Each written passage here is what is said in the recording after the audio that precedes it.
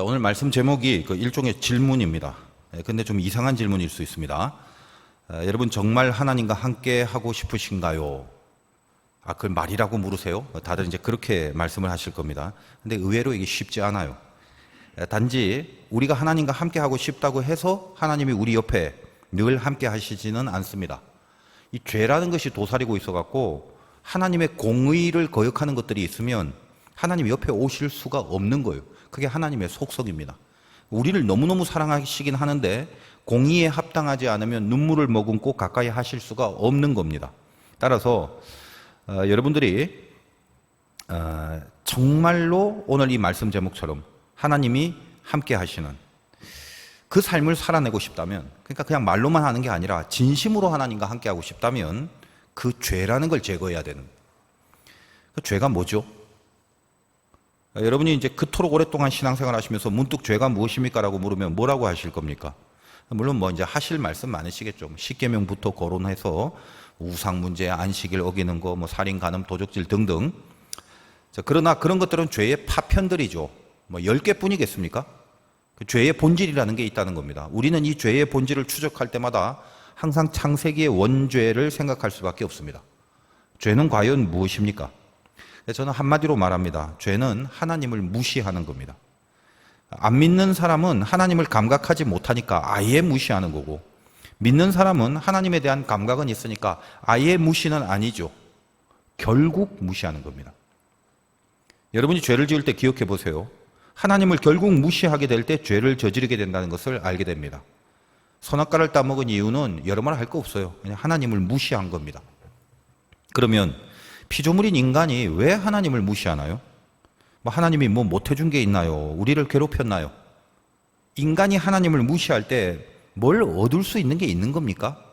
잘 생각해 보세요. 하나님을 무시할 때 반드시 얻게 되는 게 있어요. 그게 뭐냐? 자기 의를 얻게 됩니다. 선악을 분별하는 일에 하나님이 아니라 자기가 맞다고 여기게 됩니다. 그것을 자기 의라고 하는 거예요. 하나님을 무시하니까 내가 옳다, 그것만 남는 거죠. 내가 옳다는 판단을 누가 내리는 겁니까? 지가 내리는 거죠. 선이라는 건 하나님 보시기에 좋았더라, 오로지 그것뿐입니다. 그런데 내가 옳다고 내가 판결을 내리는 것, 그것이 하나님을 무시한 행태입니다. 주님은 하나님이 옳다고 하는 그 길 갑니다. 그건 온 인류를 위해서 그 죄를 대신하여 당신이 죽는 겁니다. 그래서 주님은 자신이 생각한 자기 의를 주장하지 않습니다. 이 잔을 지나가게 해달라는 자기의 뜻을 하나님의 뜻 앞에서 죽입니다. 절대로 하나님을 무시하지 않았던 것입니다. 그 주님이 죽을 수밖에 없는 나를 위해서 대신 죽으시고 자기를 따르라고 하십니다. 요한복음의 복음이 뭐죠? 예수를 따르는 겁니다. 주님의 생수를 마시고 주님의 빛을 따라가는 겁니다. 근데 즐겁고 신날까요? 방금 말씀드린 이 주님의 길, 주님이 어떤 길을 가셨기에 그 뒤를 따라가는 게 신이 날 수 있겠습니까? 그 길은 하나님을 절대로 무시하지 않는 길입니다. 다른 말로 하면 자기 의를 나타내지 않는 길입니다. 자기 자랑을 하지 않는 길입니다. 동일한 말로 자기 부인, 자기 죽음의 길, 그 길을 가셨습니다. 근데 그 길을 따라오라고 하십니다. 그 길이 복음이랍니다. 그것이 기독교입니다. 내가 곧 길이요 진리요 생명이라 하십니다. 나의 의를 죽이는 게 그게 길인데 그게 결국 진리더라라는 말을 하는 겁니다. 여러분, 이런 얘기 늘 듣는 말씀입니다만 우리의 죄성이 너무 강해서 자꾸 들으셔야 합니다. 자기를 죽이면서 가는 길이 천성길이라는 것을 하루에도 12번씩 계속 생각하셔야 됩니다. 저나 여러분이 기독교인이라면 이 길을 가리라라는 내 안에 동의와 결단이 분명해야 하는 것입니다. 그래서 어렵다는 거예요. 제가 설교하면서 제일 공허하게 느끼면서 외치는 내용이 바로 이 부분이에요. 자기 부인의 길을 가라. 자기 죽음의 길을 가라. 십자가에 자기를 못 박으면서 가라. 제가 목에 피가 나도록 설교를 하고 외쳐도요, 절대로 항복하지 않습니다. 야, 목사님 애타게 설교하시니까 들어주기는 하자. 그 정도죠. 그것만 해도 감사할 따름입니다. 안 졸고 들어주시기만 해도 어딥니까, 그게. 우리 신앙에 있어서 가장 틀려먹은 부분이 바로 여기입니다. 하나님이 함께 하는 것은 오케이. 근데 나를 죽이는 것은 노케이. 이게 우리 신앙의 현주소예요. 우리가 살라고 믿는 거지 죽으려고 믿는 거야? 그러고 있습니다. 맞죠? 살라고 믿는 거죠. 근데 죄인으로 살라고 믿는 게 아닙니다. 의인으로 살라고 믿는 거죠. 그래서 가만히 보면 신자들이 믿음 생활을 하면 할수록 뭔가 선명해지는 원망이 있어요. 뭐냐? 뭔가 못마땅해지면 속으로요. 괜히 예수 믿은 바람에 다 그러고 있다니까요. 아닌가요? 저만 그런가요? 여러분들은 믿음이 좋아서 전혀 원망과 불평이 없는 그런 인생을 살고 있다라는 표정으로 앉아 계시니까 제가 뭐라고 책망을 하진 않겠습니다만, 이 성경에 이스라엘 보면 대강 답이 나옵니다. 저들이 광야에서 얼마나 많이 하나님을 원망했습니까? 원망의 내용이 뭐죠? 괜히 애굽에서 꺼내와 가지고 그거거든요. 항상 차라리 애굽에 있었으면 먹을 거나 실컷 먹었지, 뭐 더 좀 괜찮을 줄 알고 짐 싸서 나왔더니 이게 뭐야? 되는 일 없고 넉넉함 없고 앞길은 안 보이고 다리는 아프고, 그 모든 이스라엘의 불평들, 그걸 오늘날로 표현하면 한마디로 괜히 예수 믿어가지고 그거잖아요. 그럼 어떻게 해요? 물리고 다시 애굽으로 갈 수 있나요? 이미 갈라진 바다는 덮여버렸습니다. 저는 여기가 참 은혜가 됩니다. 전 개인적으로 바다가 갈라진 은혜보다는 바다가 다시 덮여진 은혜가 더 진하게 느껴집니다. 우리 수준으로는 다시 애굽으로 돌아가고 싶어 했을 것이 뻔한데 하나님이 그걸 막으신 거예요. 우리를 절대로 애굽으로 돌려보내지 않습니다. 그래서 바다를 덮으신 이 하나님의 은혜와 사랑이 저를 지켜내는 힘과 용기가 됩니다. 절대로 애굽으로 보내지 않겠다는 거예요. 여러분, 중간 점검하고 가겠습니다. 여러분, 정말 하나님과 함께 하고 싶으신가요? 오늘 이 예배 가운데 그 부분에 대하여 여러분이 정확하게 대답을 하고 가셔야 돼요. 하나님 앞에. 정말 하나님과 함께 하고 싶으신가요? 아니요 하시는 분들은 주무셔도 돼요. 할 말 없습니다. 근데 정말 진심으로 하나님이 나를 떠나지 않기를 바라는 그 간절함이 있는 분들은 이제 그 수순을 밟아가야 되지 않겠습니까? 여러분은 절대로 하나님을 무시하면 안 됩니다. 그게 죄라고 그랬어요. 그 죄가 있으면 하나님은 함께 하실 수 없다고 그랬습니다. 자, 그렇다면 내가 하나님을 무시하게 만드는 어떤 내 안의 악한 동기를 잡아야 될 거 아니겠습니까? 그게 뭐라고 했죠? 자기 의를 세우려는 거, 그걸 잡아야 됩니다. 그래서 자기 부인과 자기 죽음을 감당하는 결단을 해야 된다는 거예요. 예배는요, 드릴 때마다 가져야 될 기본 자세가 있죠. 제가 늘 말씀드립니다. 산제사를 드려야 됩니다. 산제사는 뭐죠? 죽은 제사가 아닌 거죠. 산제사는 산재물을 드립니다. 어디 냉장고에 보관해놨던 냉동고기 갖고 오는 게 아니에요. 지금 살아있는데 칼로 잘라갖고 피 흘리는 고통을 느끼는 거, 그 채로 산재물로 드리는 게 산제사입니다. 여러분이 그래서 아프셔야 돼요. 예배 가운데. 그 아픔을 감내하고 나서라도 오늘 내가 하나님 앞에서 나를 죽이는 것에 마음과 뜻과 정성을 다하리라. 이게 예배입니다. 그러니까 우리는요, 이 예배당에 올 때 혹은 집에서 온라인으로 진대면 예배를 드릴 때 항상 예배 전에 긴장이 서려 있어야 될 것 아니겠습니까? 지금 내가 시퍼런 칼로 나를 도려내고 죽이려고 오는 건데 여기 긴장 없이 그냥 맹숭맹숭하게 와서 앉아있다가 한 10분쯤 정신 딴 데 팔고 있다가 뭐 설교 들으면서 대강 끄떡이다가 혹은 졸다가 집에 간다? 마음과 뜻과 정성을 다한다는 예배, 이거 우리 다시 한번 생각해 볼 필요가 있습니다. 지금 이 예배가 진행되는 순간에도 하나님의 말씀이 여러분의 지금 어딘가를 자꾸 도려내셔야 되는 거예요. 아, 그래, 난 정말 하나님이 함께 하시는 마음의 소원이 없었구나. 분명히 있긴 있었는데 숱한 세월 가운데 참 오랫동안 많이 까먹고 살았구나. 그런 감각과 의식을 놓치고 살았구나. 그런 부분에 대하여 칼로 잘라내는 아픔들이 있어야 된단 말이에요. 지금 세상의 모든 종교나 사신, 우상이나 철학들이 말하는 진리, 그거는 우리가 믿고 있는 기독교의 진리와는 차원이 다릅니다. 세상의 우상 종교들은 어떤 형태로든지 자기를 강력하게 살게 하는 궁극의 목적을 가지고 있어요. 살기 위한 종교입니다. 아닌데요, 우리 동양식 도교 혹은 불교 같은 거, 그런 거는 자기를 이렇게 비우고 욕심을 버리고 뭔가 깨끗하게 만들기 위해서 정진의 도를 닦는 건데요, 나름 수준 있는데요, 수준 높은 건데요 라고 하시는 분들이 있을 수 있습니다. 그러나 제가 여러 번 말씀드렸습니다만 이렇게 비우는 거는요, 고도의 정신수양일 수밖에 없습니다. 정신수양일 뿐이란 말이에요. 여러 번 말씀드리지만 인간은 자기 자신을 깨끗하게 비워서 아무 욕심도 없는 상태로 만들 정도의 실력이 없습니다. 인간이라는 종자가 아무 욕심도 없는 공의 상태를 만들 수 있다고 생각하십니까? 성경은 의인은 하나도 없다고 그랬죠. 혹시 그럴 수 있다면요, 그건 약물을 복용했을 때만 가능합니다. 제 의견입니다. 이 불교의 대표적인 경전이 반야심경이라고 하는데 마하바냐 바라밀타 신경을 줄여갖고 반야신경이라고 합니다. 마하라는 말은 크다란 말이고 바냐는 지혜, 깨달음을 뜻하는 것이고 바라밀타라는 것은 저 언덕, 저 피안의 세계에 오른다 이런 뜻이고 심경은 부처의 말이란 말이에요. 그러니까 모든 것을 크게 초월해갖고 저 피안의 세계에 도달하는 부처의 말씀이란 뜻입니다. 이 모든 것을 크게 초월한다는 것은 이 세상이 뭔지는 모르겠지만 세상의 인연을 넘어서야 된다는 거예요. 그래서 이 반야심경의 베이스는 모든 세상의 인연이라는 것은 고통이다라는 정의에서 그 전제에서 시작됩니다. 연은 고다, 인연은 고통이다. 그래서 어떻게 해야 돼요? 모든 연을 끊어버리고 없애버리는 이 작업을 해야만 저 피안의 경지에 갈 수 있고 그게 바로 이 세상의 고통을 넘어서는 해탈의 경지가 된다는 말입니다. 자, 그러려면 어떻게 해야 되죠? 그래서 제일 먼저 머리를 깎아야 되는 것입니다. 산으로 들어갈 수 있도록. 그래서 세상의 연이 자꾸 끊어지는 그곳으로 가는 겁니다. 근데 요즘 자꾸 절들이 이렇게 도시로 내려와요. 연을 만들려고 애를 쓰는 모습이 많이 보여요. 연이 고다라는 말, 우리 기독교인들도 가슴에 와닿죠. 왜 그렇죠? 인간사 모든 것이 일단 죄 속에 있기 때문입니다.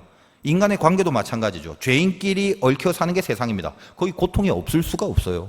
그런데 하나님은 그 고통을 불교식으로 거부하거나 도망하거나 머리 깎으라고 안 합니다. 하나님은 그냥 모든 관계 속에 섞여 들어가서 거기서 자기를 죽이라고 하십니다. 피하거나 아예 생각을 끊거나 마인드 컨트롤을 해갖고 최면을 걸듯이 저 사건과 세상으로부터 무관심하라고 그렇게 말하지 않습니다. 얽혀서 비비고 섞여서 부닥치고 뼈저리게 당하고 느끼라고 하십니다. 그게 연단입니다. 그래서 결국은 내가 나의 연을 없애고 비우는 게 아니라 불교식 표현입니다만 하나님과의 연을 강력하게 맺으라고 하시는 거예요. 하나님께 붙들리는 그 연이 가장 강력해서 하나님과 맺은 관계로만 살고 그 외의 모든 것에는 나를 죽일 수 있는 그 경지를 살아내라는 것입니다. 여러분, 오리를 가자는데 거기서 내가 살아나려면 아예 안 가거나 끼케야 오리를 가주면 됩니다. 그런데 오리 앞에서 나를 죽여버리고 심리를 가라는 거예요. 자기를 죽이지 않으면 오리를 가자는 사람과 함께 심리를 못 가잖아요. 심리를 갈 수 있는 사람은 오리를 가자고 하는 사람만 하고 그 사람만 데리고 가는 게 아니에요. 만약 심리를 갈 수 있는 사람이 있다면 그 사람은 그 옆에서 주님이 함께 동행하심으로 심리를 갈 수 있는 것입니다. 딱 오리만큼만 갈 수 있는 나 자신을 죽이고 내가 나를 죽였기 때문에 하나님과 묶여져서 하나님과 같이 가는 거, 그 길, 그게 우리들의 길이고 그것이 기독교의 진리입니다. 그래야만 결국은 주님 안에서 살게 되는 겁니다. 주님 안에서 살아나는 것, 그것이 생명입니다. 그래서 주님은 길이요 진리요 생명이라고 말씀하신 겁니다. 초막절 절기를 지키는 유대인들이 그 초막절의 주인이 누군지도 모르고 그들의 전통을 따라서 그냥 개념 없는 축제를 벌이고 있었습니다. 그리고 그 와중에 가늠한 여인을 데리고 와서 그들은 율법의 잣대를 가지고 예수님을 시험했습니다. 요한복음이 내내 말하고 있는 게 뭐죠? 저들은 율법을 자기들의 도구로 전락시켰습니다. 자기의의 도구. 자기의라는 건 자기 죽음이라는 게 없습니다. 남을 죽여야 됩니다. 남을 죽여야 자기의가 살아나는 법입니다.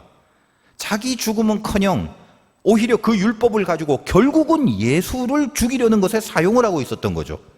그들에게 있어서 율법은 살인 병기일 뿐입니다. 하나님을 무시하고 하나님을 죽여야 얻을 수 있는 거, 그게 자기의라고 했습니다. 자기의라는 깊은 죄의 수렁에서 도저히 빠져나올 수 없는 운명, 그것이 멸망당할 인간의 모습이었습니다. 방법이 없습니다. 해도 안 됩니다. 해도 안 되는 것은 저나 여러분 스스로를 보면 압니다. 자기의를 만족시키는 그 목적, 그 원초적인 죄성에서 벗어날 수준이 안 됩니다. 저나 여러분이 어떤가요? 우리 왜 하나님을 믿습니까? 그리고 도대체 얼마나 더 믿어야 자기의를 죽이는 작업을 하실 수 있는 건가요? 예수 믿는 수많은 사람을 보아온 경험상 분명히 진리라는 것은 자기 죽음의 길이고 자기의를 죽이라고 했는데 예수 믿는 많은 사람들의 열심의 방향이 어딘가를 보면 자기의를 살리는 데는 손발 걷어붙이고 달리고 있지만 자기를 죽이는 일에 열심을 부린 케이스를 제가 보던들 밖이야 봤는데 많이 보질 못했습니다.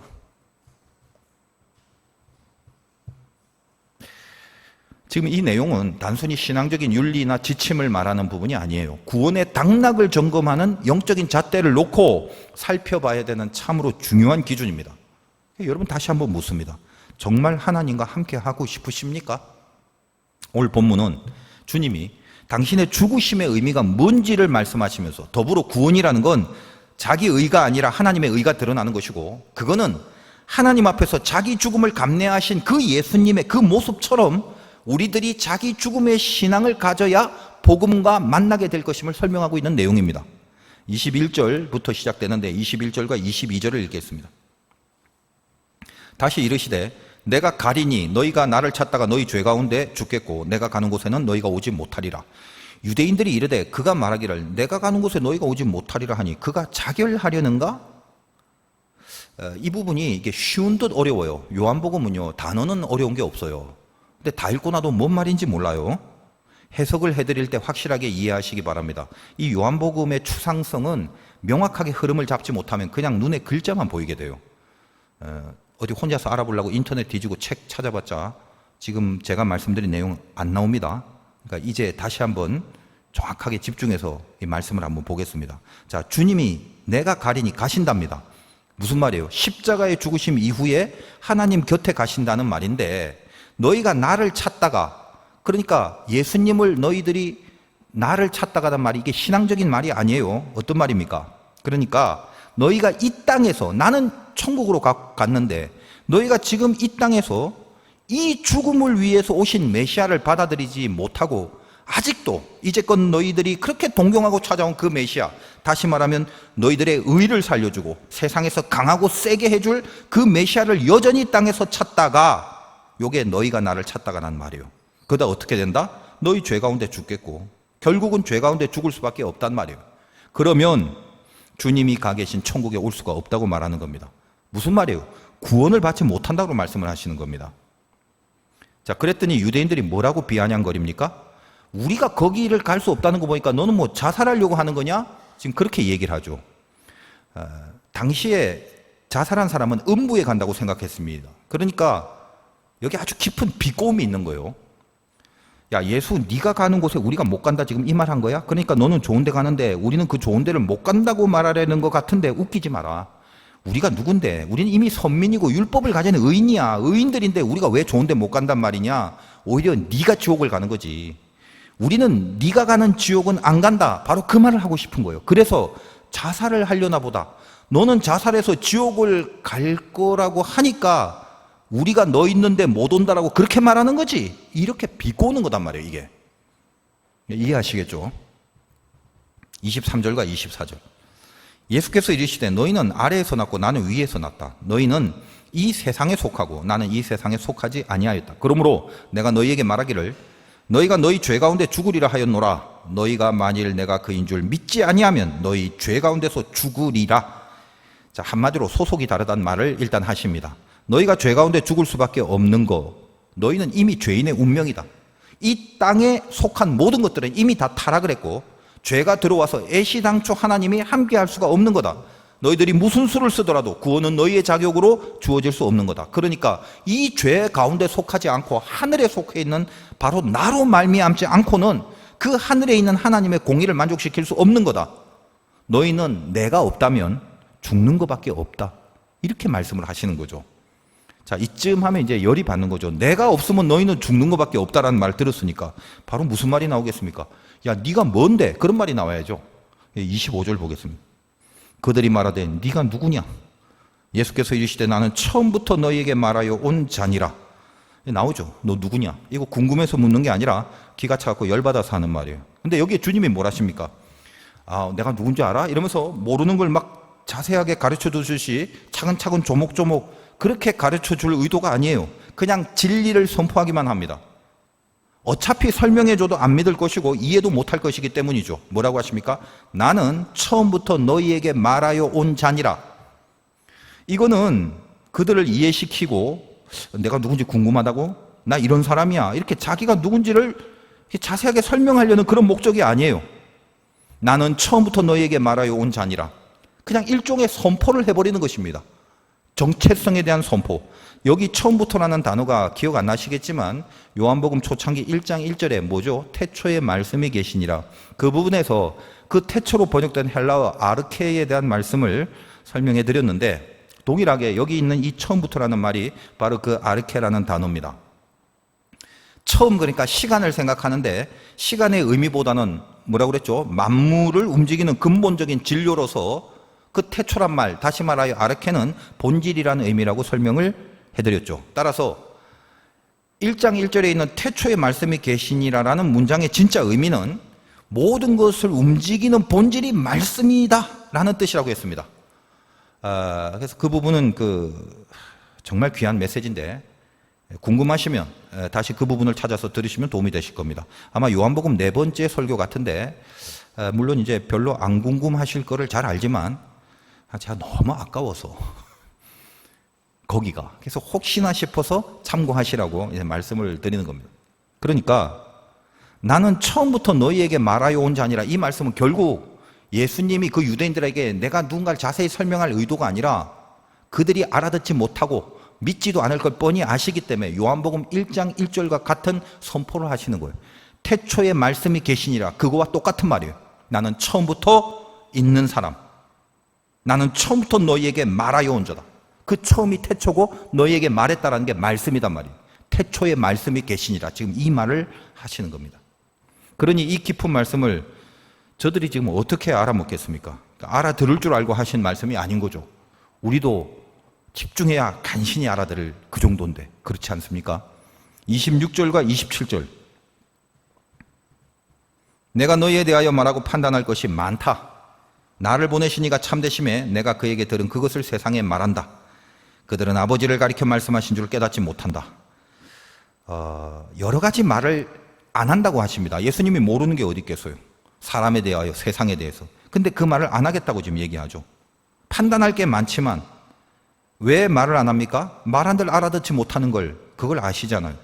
그래서 하나님께 들은 걸 말한다. 다시 말하면 너희들의 구원을 위하여 필요한 복음의 선포를 하겠다는 거예요. 복음만 선포하기로 했다는 거예요.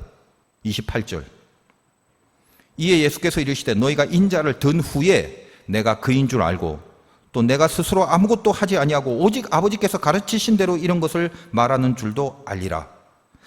예수가 메시아라는 거, 내가 구세주라는 거, 나로 말미암아 구원이 이루어진다는 거, 그걸 언제 안다고 하는 겁니까? 인자를 든 후에라고 그러죠. 그러니까 십자가의 죽으심이 있고 나서 그 죽으심이 드디어 우리에게 믿음을 주는 유일한 길이다라는 말씀을 하시는 겁니다. 복음서의 유대인들 보면 답답하죠. 배울 만큼도 배우고 성경도 많이 아는 사람들이 어쩌면 이렇게 무지할까 싶습니다. 근데 우리는 뭐 좀 나은가요? 우리도 사실 그닥 잘난 게 없긴 하지만 우리는 차원이 다르죠. 우리는 예수를 그리스도로 믿고 있지 않습니까? 그러니까 그 믿음이 어떻게 가능합니까? 오늘 바로 이 말씀, 인자를 든 후이기 때문입니다. 주님이 우리를 위해 대신 죽으심, 그것이 주는 영적 열매입니다. 뭐라고요? 내가 그인 줄 아는 겁니다. 예수가 메시아인 줄 아는 겁니다. 예수가 나의 구세주임을 아는 겁니다. 어떻게 주님이 메시아인 줄 알았다고 합니까? 아무것도 없어요. 딱 하나, 인자가 들린 거, 오직 그거 하나뿐입니다. 여러분이 복음이 뭔가를 늘 말씀드립니다만 늘 새겨두셔야 됩니다.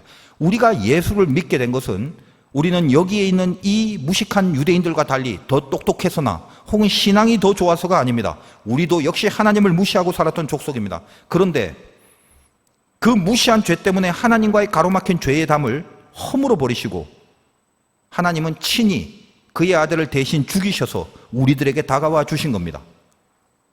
그 십자가의 죽으심 때문에 우리는 드디어 예수를 믿게 된 것이고 하나님을 나의 아버지로 고백하게 된 것이고 그 하나님이 나와 함께 하기를 진심으로 바라는 진심이 생긴 것입니다. 우리가 모를 땐 모른다 하더라도 정말 이 복음을 알게 되었다면 이게 주님의 죽으심으로 말미암아 그래서 생겨진 은혜의 소산이라는 것도 알게 돼 버린 건데 그걸 알면서도 우리 신앙을 자기 의를 세우는 일에만 목적하여 살아가기만 한다면 그렇다면 그 사람에게는 지금 유대인들처럼 아직 인자가 들리지 못한 상태일 수도 있음을 두렵게 스스로 고려해 보셔야 하는 겁니다. 이미 우리는 복음을 알게 된 것이 얼마나 감사한 일인지 몰라요. 복음이 들어왔기 때문에 이제 우리 안에는 하나님이 함께 하심을 바라게 된 거예요. 오늘 메시지를 선명하게 확인하고 가시기 바랍니다. 다시, 여러분은 정말 하나님이 함께 하시기를 원하는, 네, 아멘, 당연하죠. 그렇게 고백하실 수 있기를 바랍니다. 그러면 여러분이 하는 그 고백이 말로만 하는 고백이 아니라 진짜인지 가짜인지를 스스로 어떻게 확인을 하냐, 확인하는 법을 가르쳐 드리겠어요. 하나님과 함께하고 싶은 마음이 진심이라면, 진짜 진심이라면 하나님만 함께하면 된다는 고백을 할 수 있어야 되는 거예요. 그러니까 하나님이 함께 하시기 때문에 뭔가 나에게만 떨어질 떡고물에 대한 기대가 있으시면 안 된다는 거예요. 하나님과 함께하는 이유가 뭐죠? 사랑하기 때문이죠. 그래서 우리 신앙의 완성은 사랑이란 말이에요. 사랑이 뭐예요? 진짜 사랑. 사랑은 그냥 그 대상이 전부입니다. 그 대상이 가지고 있는 돈이 땡겨서 사랑한다는 건 거짓이죠. 사랑한다면서 돈 있으면 잘해주고 돈 없으면 무시하고, 그런 것이 사랑이 아니죠. 죄는 하나님을 무시하는 거라고 했습니다. 근데 그냥 무시하게 됩니까? 아니죠. 하나님보다 더 중요시하는 게 있으니까 결국은 하나님을 무시하게 되는 거라고 아까 말씀드렸죠. 아무것도 없는데 하나님을 무시하진 않습니다. 우리가 항상 그래요. 늘 그 하나님보다 나에게 더 중요하게 여겨지는 것들이 생기기 때문에 결국은 하나님을 무시하게 되는 거예요. 고로 하나님과 함께하고 싶은 사람은 그 하나님 자체에 대한 목마름이 있어야 되는 거예요. 그래서 산상수훈의 첫 말씀이 무엇입니까? 우리 복이 뭐라고요? 심령이 가난한 자는 복이 있나니 천국이 저희 것이며, 이 첫 번째 복이, 복 중에 가장 첫 번째 복, 이것이 뭐냐? 천국. 천국은 통치를 말하는 단어라고 했습니다. 사람이 이 땅에서 누릴 수 있는 가장 첫 번째 복은 돈, 건강 뭐 이런 게 아니라 하나님의 통치를 받는 복입니다. 이걸 동의하셔야 돼요. 그 통치를 위해서 자기의 의를 내세우지 않고 마음이 가난해져 갖고 그 가난한 공간에 하나님만 채우려고 하는 모습을 심령이 가난한 자라고 하는 것입니다. 유대인의 문제가 뭐예요? 유대인은 심령이 가난한 적이 없었습니다. 사실 이 말씀은 한국 기독교의 정신이 되는 말씀이고 아주 중요한 뿌리인데, 그에 대해서는 우리 화도교회의 뿌리 정신과 관계가 있는데 제가 아무튼 조만간 한번 말씀드리겠습니다. 여러분이 이 깊은 역사의 교회를 다니면서도 뿌리 정신이 뭔가를 알고 다니시는 분이 그렇게 많지 않다고 제가 아는데 한번 조만간 가르쳐 드리겠습니다. 우리가 얼마나 귀한 교회를 다니는지. 하여간 여러분의 삶의 패턴을 한번 점검해 보시기 바라요. 뭘 선택하고 결정할 때 하나님의 뜻이 어떤 건가? 뭘 선택해야 하나님이 기뻐하시나? 늘 그것을 고려하는 삶을 살아가십니까? 지금 그렇게 살고 계신가요? 잘 보란 말이에요, 자기를. 아니면 나한테 이익이 되는 게 뭔가, 이걸 집요하게 따져갖고 잽싸게 얼른 그걸 선택하는 삶을 살아가기에 바쁘십니까? 우리 요한복음의 주제 말 삶이라는 거는요, 말만 하는 삶이 아니라 내가 선택하는 것을 나는 무엇으로 결정하는 건가, 거기에 대한 규정입니다. 나는 정말 하나님과 함께 하고 싶은 사람인지 그걸 통해서 점검해 보시기 바라요. 요즘 코로나로 인해서 교회들이 어렵습니다. 이것이 재앙이라면 재앙일 것입니다. 근데 잘 생각하셔야 돼요. 애굽에도 재앙이 내립니다. 근데 애굽에 내린 재앙은 애굽인들을 벌 주려고 내리신 재앙이 아닙니다. 1차적인 목표가 그게 아니에요. 가장 중요한 목적이 뭐냐? 이제껏 애굽에서 오랫동안 살았던 이스라엘에게 너희가 지금 살고 있는 애굽이 얼마나 많은 우상들이 있는 곳인지를 깨닫게 해주시는 거예요. 너희들이 오랜 세월을 이 우상들 속에 살았다, 그런 줄도 모르고 살았다, 너희들은. 이걸 가르쳐서 그들의 눈을 뜨게 해주시는 겁니다. 그래서 10가지 재앙을 통해서 애굽의 우상신들을 하나하나씩 격파해 나가십니다. 개구리, 파리, 메뚜기, 태양 뭐 이런 기타 등등의 것들은 그 애굽에 만연한 전부 신들의 모습이었다는 말이에요. 궁금하시면 그 젊은이 예배 요즘 출애굽기 하고 있는데 들으시면 참고가 될 겁니다.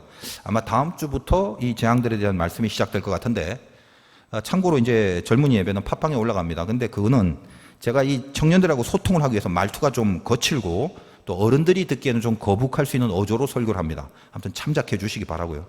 하여간 이 코로나가 주는 것도 실은 동일한 원리가 있다는 것입니다. 여러분, 성경에서 가장 싫어하는, 하나님이 가장 싫어하는 죄, 그게 뭐죠? 다 아시죠?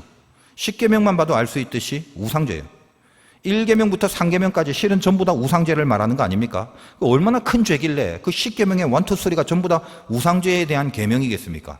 제가 예수 믿고 신앙 초창기에 십계명을 보면서 참 의아했어요.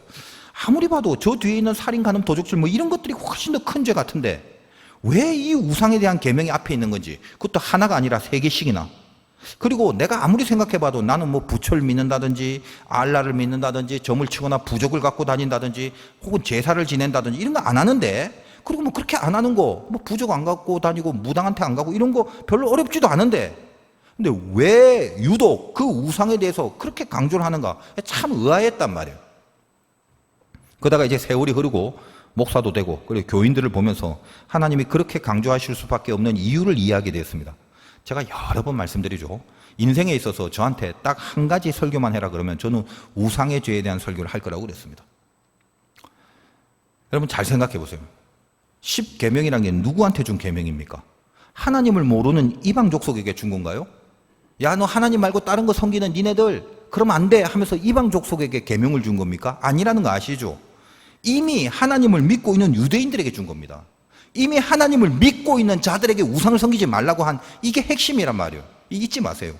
따라서 우리들도요, 다른 종교 안 믿고 뭐 무당 안 찾아간다고 우상의 죄를 범하지 않는다라고 안심하면 절대 안 됩니다. 우리가 제일 많이 저지르는, 가장 깊이 저지르는 죄가 뭐다? 우상죄이기 때문에 하나님은 믿는 우리들에게 1, 2, 3가 전부 다 우상죄 짓지 말라는 말을 하고 계신다는 거예요. 여기서 나는 예외인데 그러지 마십시오. 우리 모두가 다 들어가 있습니다. 우리가 다 이 죄를 저지르고 있단 말이에요. 하나님을 믿고 있는데 우상 숭배를 하지 말라고 하시는 겁니다. 무슨 말이에요? 하나님을 믿고 있는데 하나님을 무시하면서 살고 있기 때문이란 말이에요. 하나님을 자기가 정해놓고 자기 마음에 드는 범위 안에서만의 하나님을 믿고 사는 겁니다. 대표적인 게 금송아지를 하나님으로 하자라는 그 메시지를 얼마나 여러 번 말씀드렸습니까? 그러다 보니까 매사에 자기를 기준으로 평가를 하니까 어떤 일이 닥칠 때, 어떤 사건을 만났을 때, 이게 뭐야? 왜 이렇게 돌아가는 거야? 늘 그 원망이 생기는 겁니다. 여러분, 지금까지 어떤 식으로 살아왔습니까? 우리가 하나님과 함께 하기를 진심으로 바라는 그 마음으로 선택했던 거 거의 없잖아요. 전신에 지가 좋은 걸 다 선택하고 결정해 놓고 수틀리면 이게 뭐야? 왜 이렇게 하시는 거야? 그런 원망부터 쏟아붓습니다.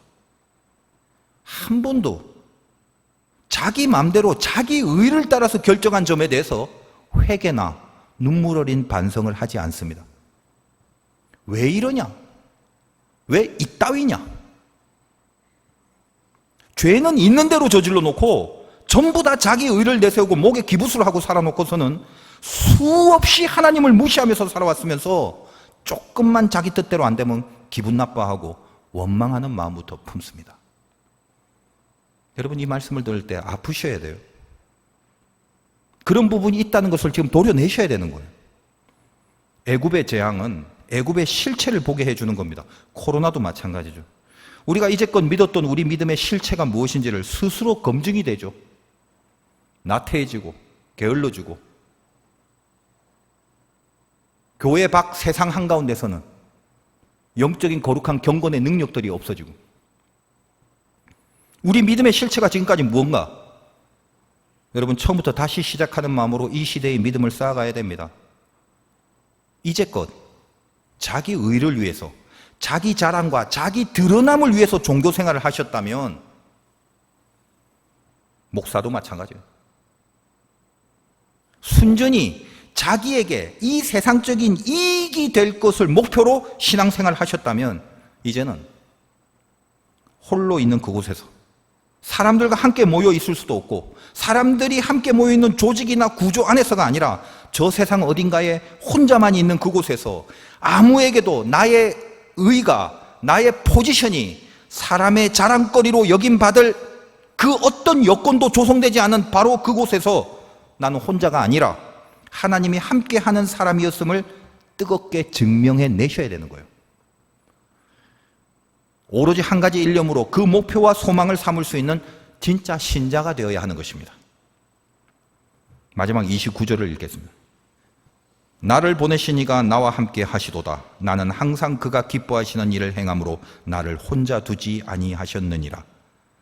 하나님이 기뻐하시는 일을 행할 것, 그게 우리들의 일념이 되어야 됩니다. 그 삶을 살아가실 때 나는 알아주는 사람이 없다고 혼자가 아니라 하나님이 함께 거하시는 사람이기에 혼자가 아니라는 걸 고백하게 될 것입니다. 여러분의 위안과 만족과 자기의 의를 사람에게서부터 구하고 찾아왔고 갈구해 왔습니다. 모여서 하나님을 예배드리라고 했는데 모여서 하나님이 기뻐하시는지 하나님이 원하시는지 뭘 하나님이 선택하게 하시는지에 대하여 의식하지 않고 오랜 세월을 살아왔습니다. 그저 사람의 눈에 잘 보이고 자기 의가 드러나는 것에 급급하며 살아왔던 그 인생을 목표로 오랫동안 신앙생활을 해왔습니다. 그 모든 모습들이 유대인의 종교 지도자이었습니다.